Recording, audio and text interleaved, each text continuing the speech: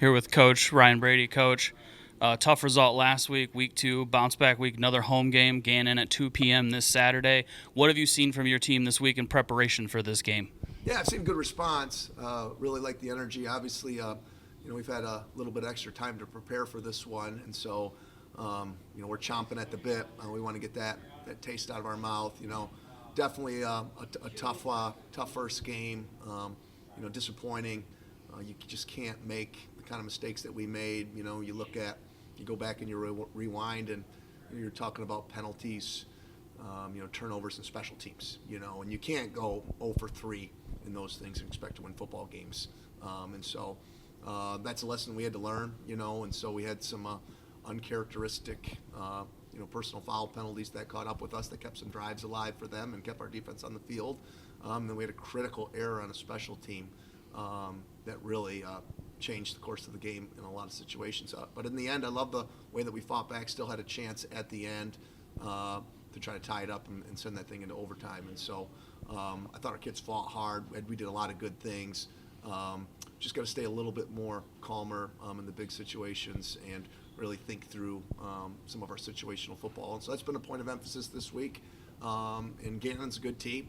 They played Davenport really tough in week 1. And so their offense was efficient. Their offense was on the field for a long time.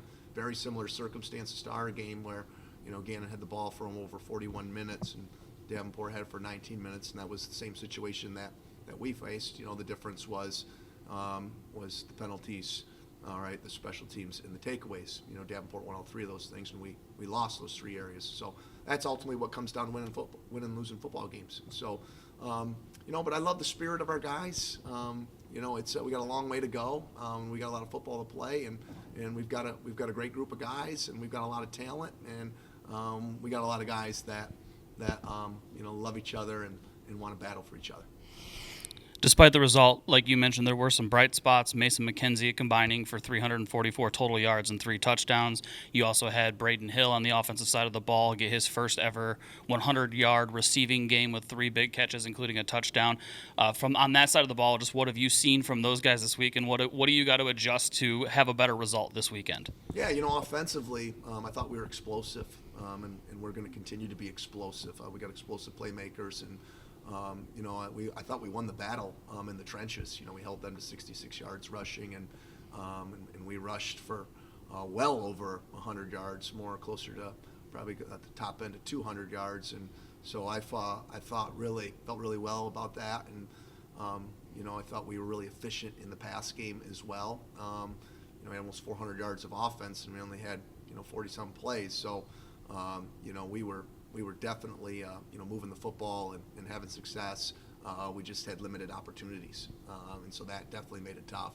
But I thought our defense did a good job stopping the run.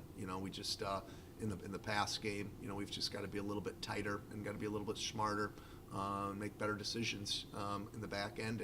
And I've seen that this week in practice. I thought so far our secondary's had a really good week, and defensively I think they've been out there practicing inspired football, and it's been nice that we've had that extra day to prepare.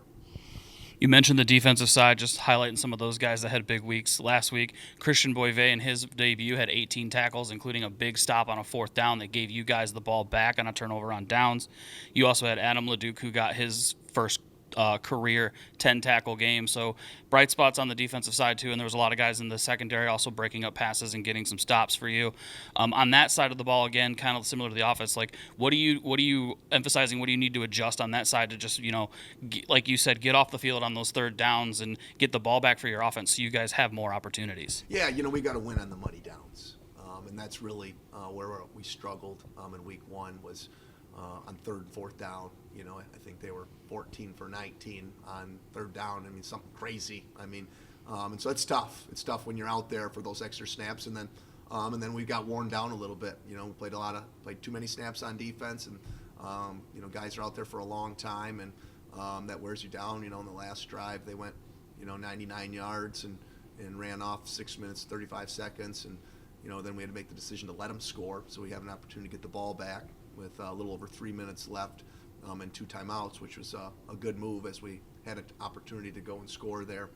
Got the ball back down to the 10-yard line, Got to give them credit. Their guy made a great play in the end zone. It's just one-on-one, him and Braden Hill, and we love Braden Hill's ability to go up and elevate.